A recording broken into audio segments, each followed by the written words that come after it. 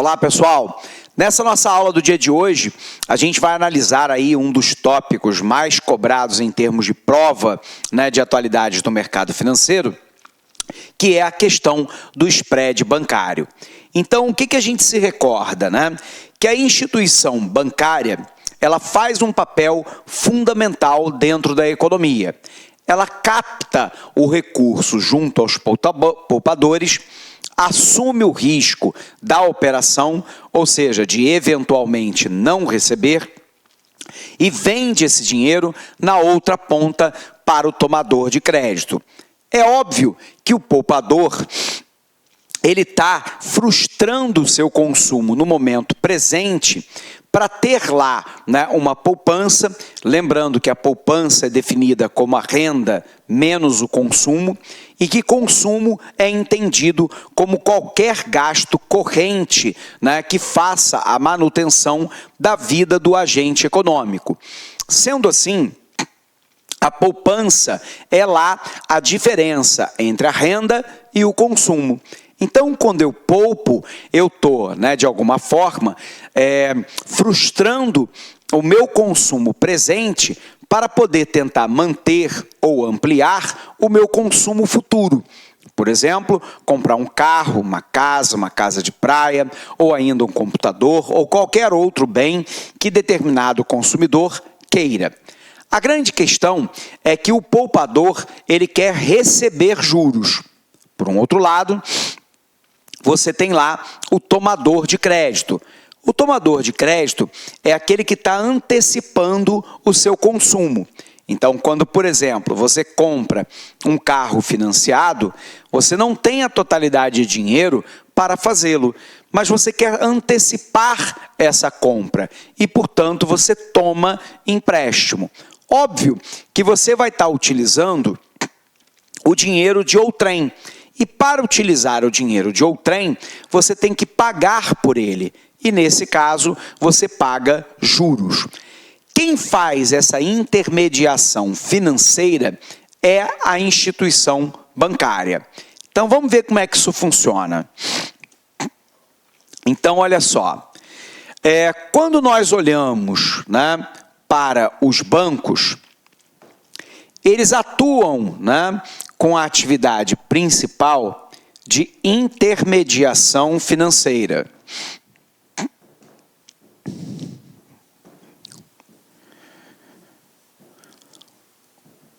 O banco é aquela instituição que promove a captação da poupança alheia.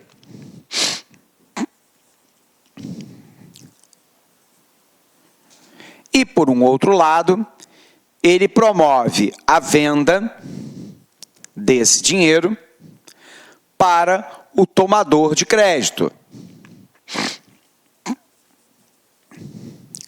Então, o que você tem? Você tem, de um lado, o banco captando a poupança, e quem tem poupança quer receber juros.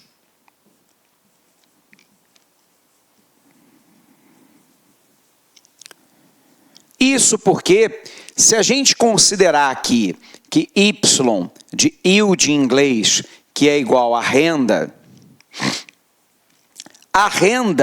ela só pode ser alocada em consumo mais poupança.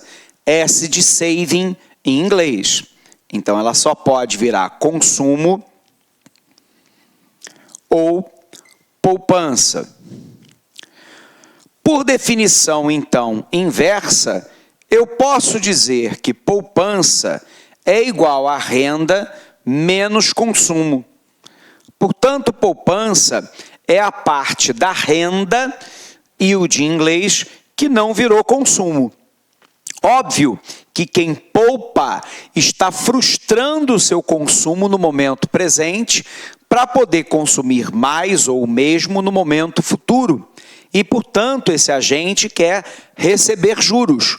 Juros aqui será o pagamento pela utilização do seu dinheiro de poupança. Por um outro lado, o tomador de crédito é aquele que está antecipando o seu consumo. Portanto, o tomador de crédito é aquele que vai pagar juros. Quem faz esse meio de campo entre a captação e a venda, entre o poupador e o tomador de crédito, é a instituição financeira. No Brasil, fortemente liderada pelos bancos. E aí os bancos, eles assumem o risco dessa operação. E qual é o risco? Sobretudo, é de eu ter captado uma poupança e o banco tem que remunerar essa poupança e não receber do outro lado do tomador de crédito. Então, observe que a gente vai tentar definir então agora aqui com você o que é que nós estamos chamando de spread bancário. Então, vamos apagar aqui para a gente poder entender. Então, apagando.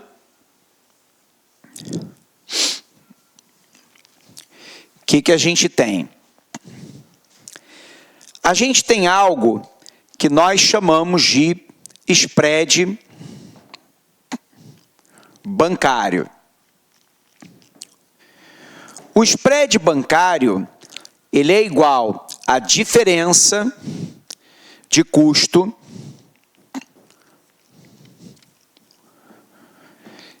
de captação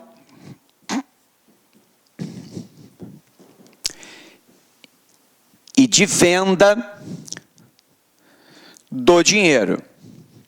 Então, spread é isso. Spread bancário é igual à diferença entre o custo de captação e o custo de venda do dinheiro. Bom, qual é o problema? É que o Brasil tem um dos mais elevados spreads bancários de todo o mundo, inclusive sobressaindo-se, né, imensamente na América Latina. Perdão. Mesmo se eu excluir países ricos, como Canadá e Estados Unidos, boa parte dos países da União Europeia, Japão, Austrália, Nova Zelândia, o Brasil ainda tem um dos maiores spreads bancários de todo o mundo. E dentro da América Latina, e portanto considerando do México para baixo, todos os países periféricos, países subdesenvolvidos, alguns industrializados como Brasil, México e Argentina, outros não. De todos esses países, o Brasil mantém o maior spread bancário. Ele é quase o dobro do spread bancário do país que tem o maior spread depois do Brasil, que é o Peru. Então, qual é a grande questão? Vamos tentar dar um exemplo para você de spread bancário para você compreender.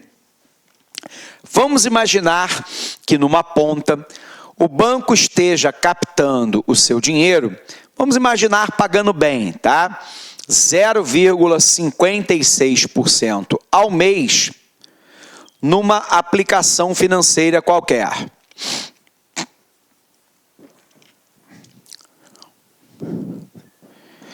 Observe que no Brasil, o mesmo banco vai te vender esse dinheiro, né, no cartão de crédito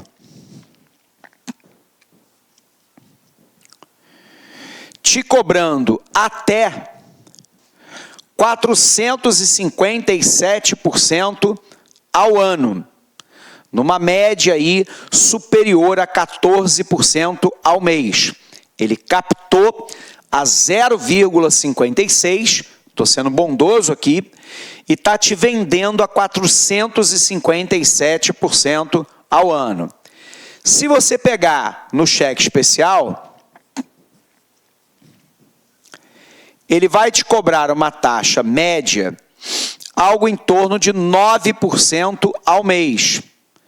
Se você pegar num crédito direto ao consumidor, a taxa é em torno de 6% ao mês. Numa taxa de consignado, que é uma das modalidades mais baixas, mais baratas, entre aspas, no Brasil, ele vai te cobrar 2,6% ao mês, o que dá mais de 28% ao ano. Então, o consignado ele não tem nada de barato. Ele é apenas a modalidade menos cara, né? Então, o spread bancário, ele é absurdo. Aliás, quanto mais fácil for você pegar o dinheiro, mais caro o banco te cobra. O rotativo do cartão de crédito e o cheque especial, você não precisa fazer nada. É automático. Resultado, a taxa é muito alta.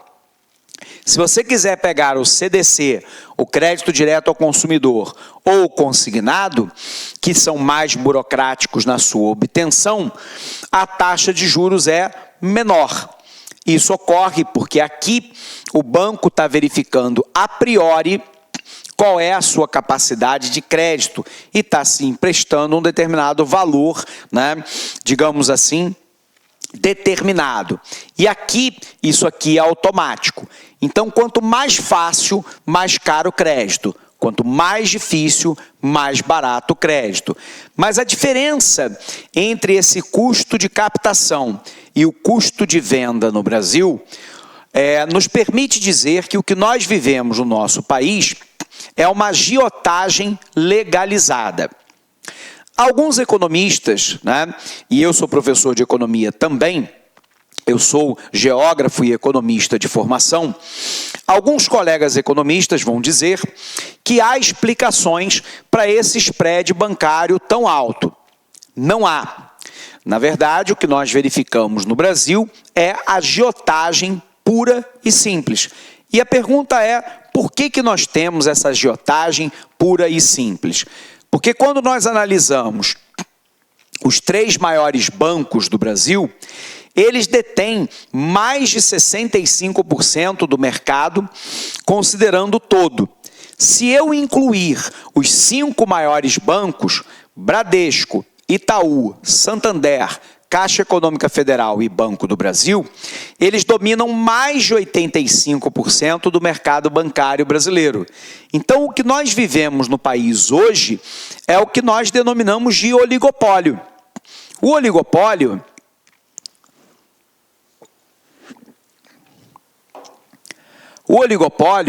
ele é caracterizado quando um pequeno grupo de empresas controla o mercado. Se esse mercado é controlado por um número muito pequeno de bancos, se nós sabemos que a oferta de crédito no Brasil é muito pequena se comparado ao mercado internacional. Só para dar um comparativo para você, no Brasil, o mercado de crédito responde entre 40% a 60% do PIB. Nos Estados Unidos, o mercado de crédito é de 200% do PIB. Como aqui, o mercado é oligopolizado.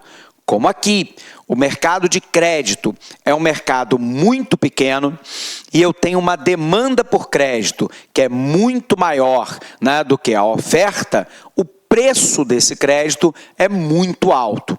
Muito, muito alto. Na modalidade mais barata, na média, 28% ao ano.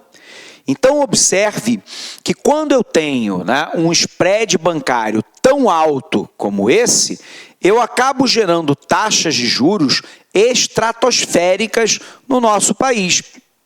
E, portanto, com taxa de juro estratosférica, você inviabiliza o consumo por parte da população, o que deprime a demanda agregada interna, que, por sua vez, reduz a capacidade de crescimento econômico, de desenvolvimento econômico a longo prazo.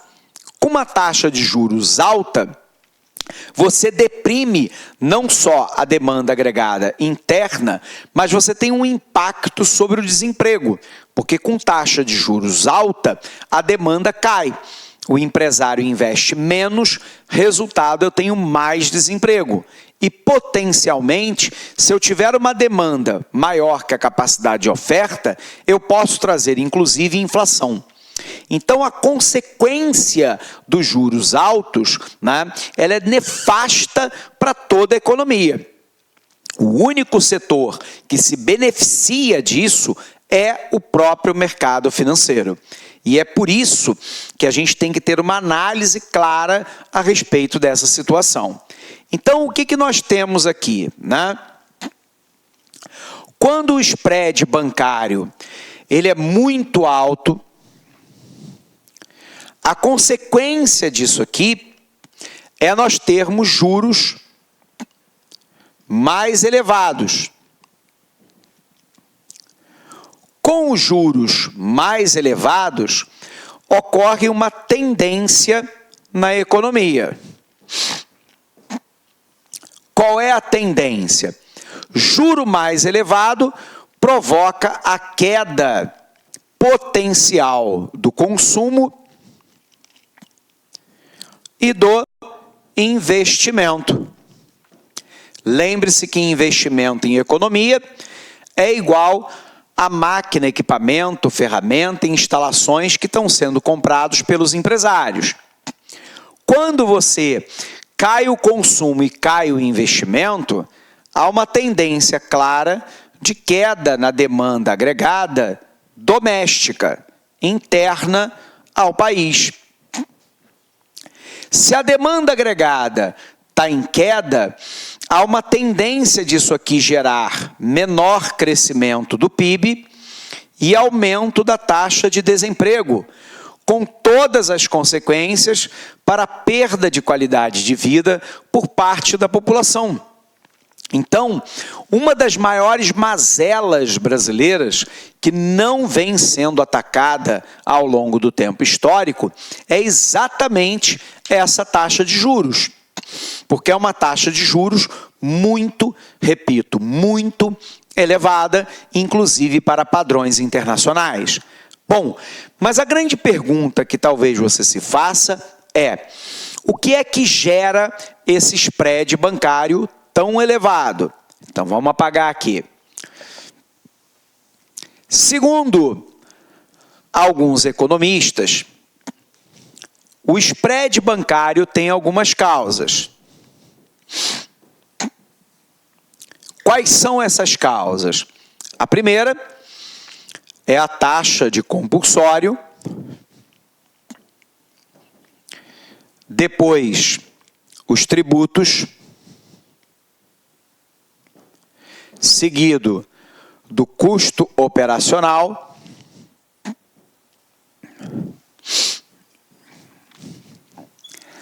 Acrescentado da inadimplência.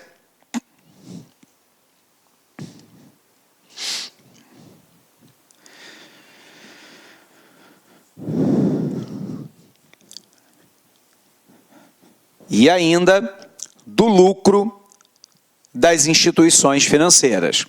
Então vamos lá. A primeira grande alegação dos bancos é que o spread bancário ele é muito alto, porque a taxa de compulsório no Brasil ela é muito alta. No Brasil, a taxa de compulsório corresponde a aproximadamente entre 42% a 46% dos depósitos à vista.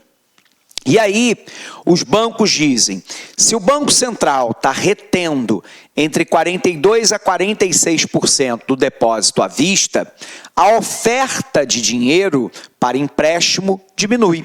E aí entra a lei da oferta e da demanda. Se a oferta é menor do que a demanda, o preço sobe, que são os juros. A segunda explicação são os tributos. O setor bancário alega que a carga tributária no Brasil é uma carga muito alta. E aí, na verdade, o que ocorre? Quando eu tributo o setor bancário dentro de um mercado oligopolizado, o banco sabe que a demanda por empréstimo, a demanda por dinheiro, ela é inelástica, ela é pouco sensível à variação do nível de juros. Por quê? Porque eu preciso do dinheiro. Então, eu preciso do dinheiro para comprar o meu apartamento, o meu carro, para fazer faculdade, para viajar para fora do país. Então, dentro de um mercado oligopolizado, onde a oferta de crédito é muito pequena, o banco pega parte desses tributos e transfere na forma de custo para as linhas de crédito. E, portanto, no mercado oligopolizado, a maior parte do ônus tributário é assumido pelo tomador de crédito. Outra questão é o custo operacional. Embora o custo operacional por unidade no Brasil esteja em queda, o banco alega que ele ainda tem um custo, né, que é manter as agências bancárias, muitas vezes com o pagamento de determinado tipo de serviço, que não é devidamente remunerado ao banco e, portanto, ele tem um custo operacional. Ele tem, alegando, uma inadimplência muito alta. Então, o banco alega: como a inadimplência é muito alta, a taxa de juros é alta para fazer frente a essa inadimplência. Traduzindo de outra forma, o bom pagador paga pelo mal pagador. Só que aqui nós temos um caso clássico de quem veio primeiro, o ovo ou a galinha. Vou explicar.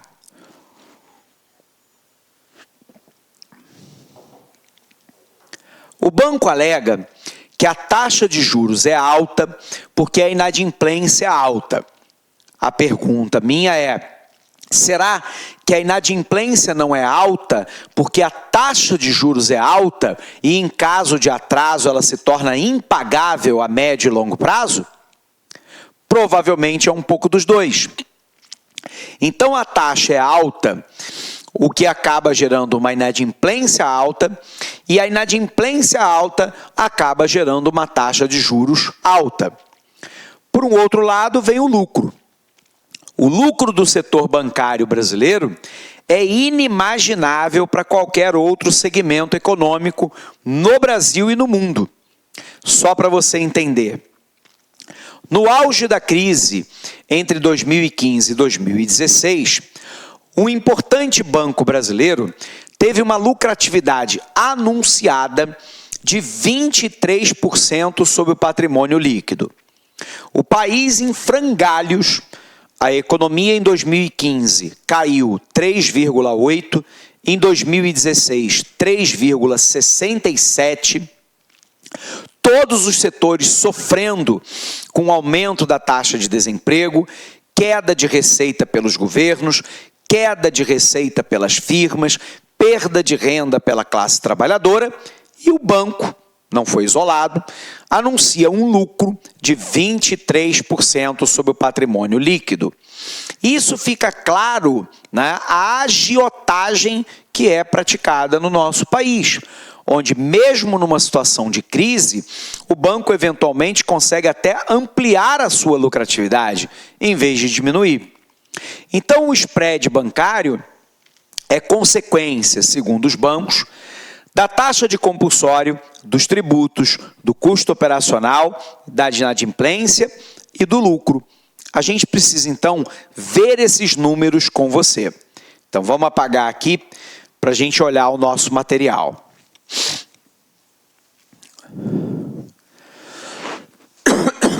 Perdão.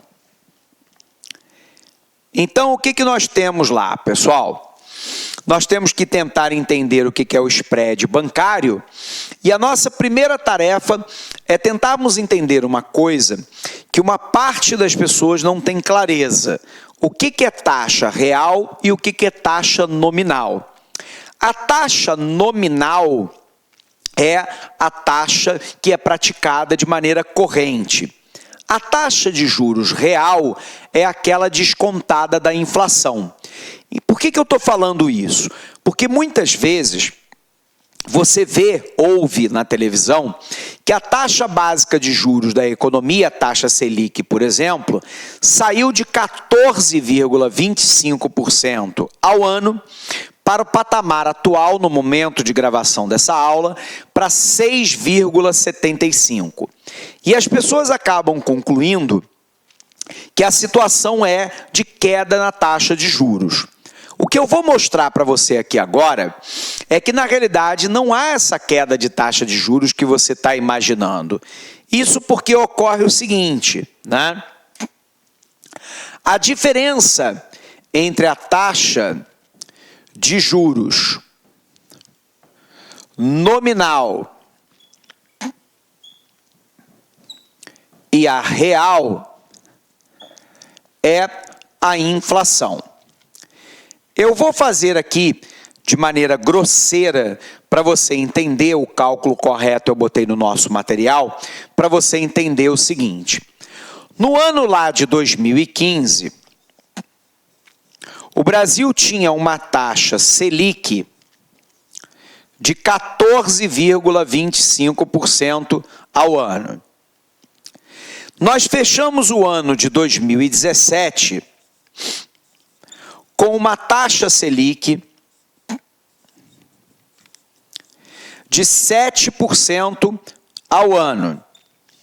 E aí, boa parte da mídia ressaltou o fato de que o Brasil caiu com a taxa de juros de 14,25 para 7%, e que isso tinha que ser comemorado. Qual é o problema? É que as instituições financeiras não fazem cálculo de juros nominal, fazem cálculo de juro real. E a diferença entre ambos é a inflação. Então, peguemos lá. A inflação no ano de 2015, ela estava em 10,8% no ano. Logo, nós tínhamos uma taxa real de 3,45% de juros ao ano. Essa é a taxa real, porque a taxa real é a diferença entre a taxa nominal e a inflação. Com uma taxa nominal de 14,25% de juros e uma taxa de inflação de 10,8%, a taxa real de juros no Brasil era de 3,45%. Observe agora o seguinte, que o Brasil fechou o ano de 2017 com uma inflação, se não me falha a memória, de 3,5%, em torno disso. Observe lá, então, que eu tenho 7 para 3,5%, a taxa real é de 3,5% ao ano. Então, observe que a taxa saiu de 3,45% para 3,5%. Embora tenha havido uma queda da taxa nominal de 14,25% para 7%, o que os agentes econômicos estão de olho é na taxa real. A inflação anterior era 10,8%. Ela fechou 2017 com algo em torno, próximo de 3,5%, o que significa dizer que a taxa real, em termos grosseiros, foi de 3,5% contra uma taxa de 3,45%. Qual é a conclusão? Não houve nenhuma redução de taxa de juros verificada entre 2015 e 2017. Portanto, a mídia se equivoca, né, ao colocar que o Brasil vive uma queda da taxa de juros. Pelo contrário, por esse cálculo simplório aqui, a taxa de juros inclusive aumentou em 0,05. Bom, sendo assim, vamos apagar aqui para você visualizar com os números reais. Isso aqui é muito importante sob o ponto de vista cidadão e óbvio para a nossa prova. Então, pessoal, qual é a diferença entre, né, a taxa nominal e a taxa real? A taxa nominal é igual à taxa real mais a inflação. Ou, dizendo de outra forma, a taxa real é a taxa nominal menos a inflação. O cálculo correto, na verdade, é assim. Vamos imaginar que você tenha uma taxa nominal de 15 e que a inflação seja de 6. O cálculo é assim: 1 mais taxa nominal, aqui é a taxa real, né? Taxa real é igual a 1 mais taxa nominal, dividido por 1 mais a inflação, menos 1 multiplicado por 100. Nesse caso, eu tenho 1 mais taxa nominal, lembrando que a taxa nominal é de 15, então eu tenho 1,15.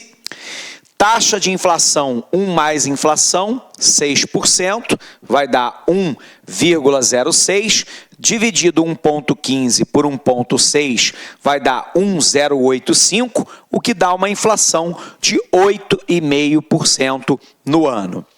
Portanto, considerando isso, Observe, por exemplo, a trajetória da taxa Selic. Ela saiu lá de 2012 de uma taxa de 7,25 nominal e alcançou em julho de 2015 o patamar de 14,25. Se manteve assim até julho de 2016, portanto um ano. A partir de julho de 2016 veio caindo progressivamente. E no último dia 7 de fevereiro de 2018, a taxa estava em 6,75.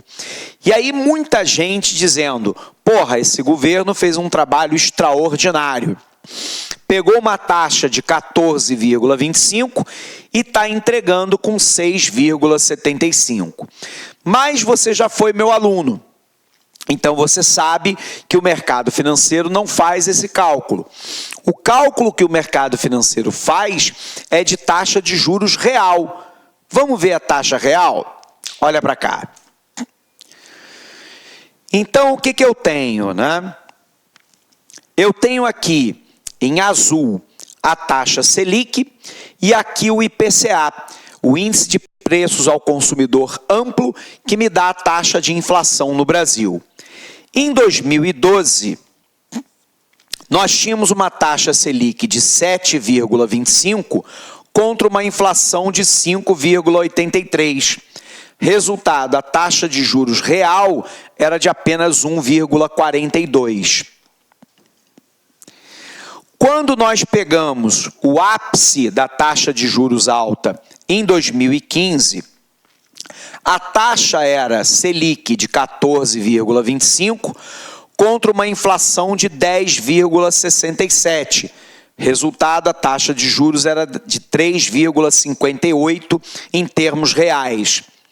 Em 2017, nós fechamos com uma taxa de juros de 7,5 contra uma inflação de 2,54.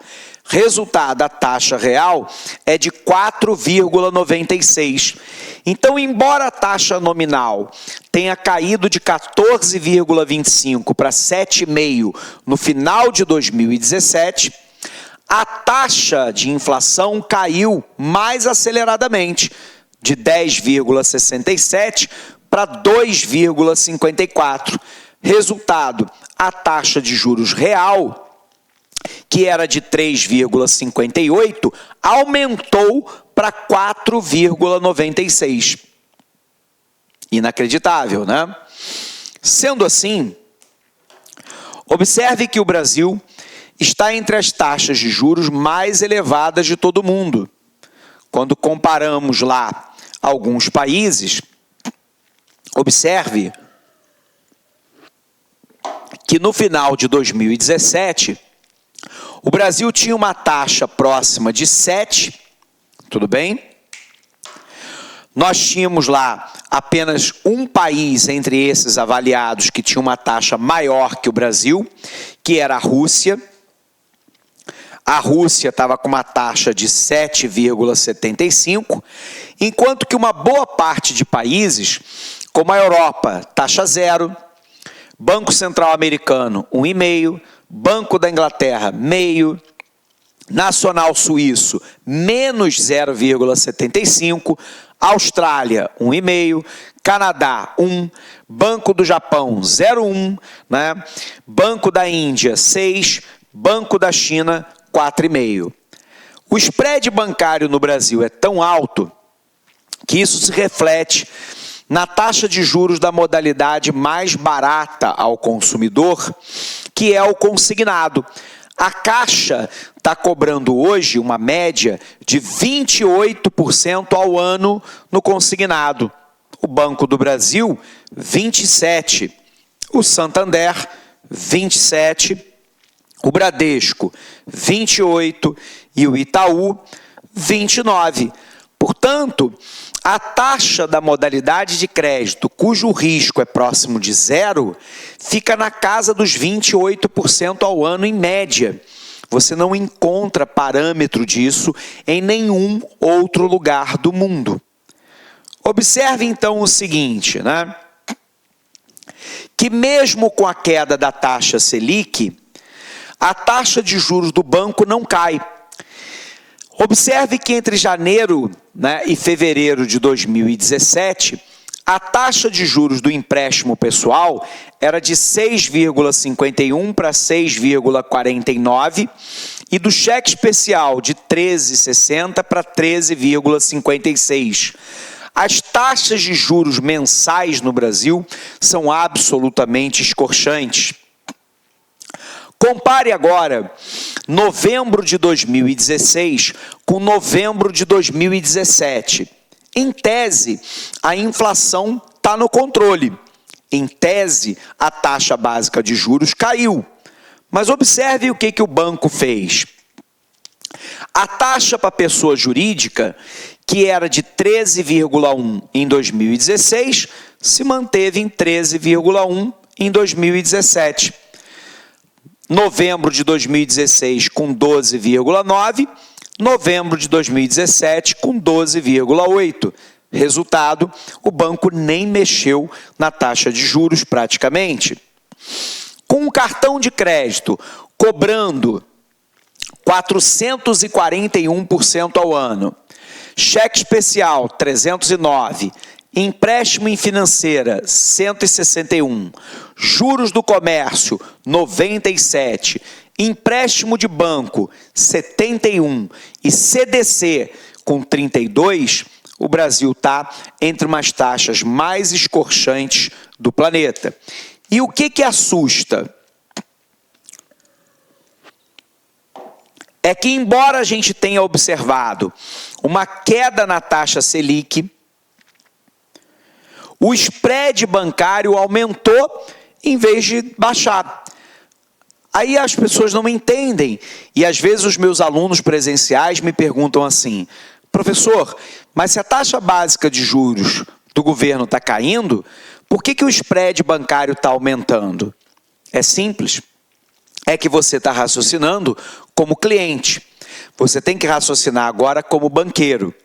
Se a taxa básica de juros cai, eventualmente o governo ganha menos dinheiro com título público. Ele tem que compensar isso de alguma forma, e a maneira que ele tem para compensar é aumentando o spread bancário para você e para mim, de forma a manter a sua lucratividade. Sendo assim, observe lá, enquanto o spread bancário médio no Brasil é de 31%, o segundo país com spread mais alto, que é o Peru, é 17%. Mas observe, Colômbia com 5,7%, México 4,1%, Venezuela em crise 3,5%, Chile 3%, Argentina 1,4%. Nada justifica um spread bancário desse jeito, mas os bancos dizem que há motivos para que ele ocorra. E a justificativa dos bancos está aqui, ó. Eles dizem o seguinte, que do total de spread bancário, 13% é custo administrativo, 10% são impostos diretos, 8,9% tributo e taxa indireta, 3,59% o compulsório, 37% a inadimplência e o lucro, 26%. Então, a maior parte do spread bancário é inadimplência e lucro. Bom, a inadimplência é de fato um problema. E aqui eu repito aquilo que já disse antes. Nós não sabemos o que veio primeiro, o ovo ou a galinha. Se você tem uma taxa de juros alta porque a inadimplência é alta, ou a inadimplência é alta porque a taxa de juros é alta e inviabiliza o pagamento no médio e no longo prazo. Repito o que eu disse antes, provavelmente as duas coisas. E o grande problema é como é que o Brasil combate esse spread bancário.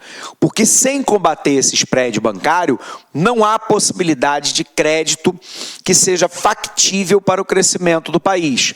Você deprime o mercado de emprego, deprime a demanda agregada, deprime o produto e só quem ganha, são os bancos. Ok? Bom, Bom, pessoal, um abraço imenso para cada um de vocês, bons estudos e até a nossa próxima aula. Até lá! Clique lá.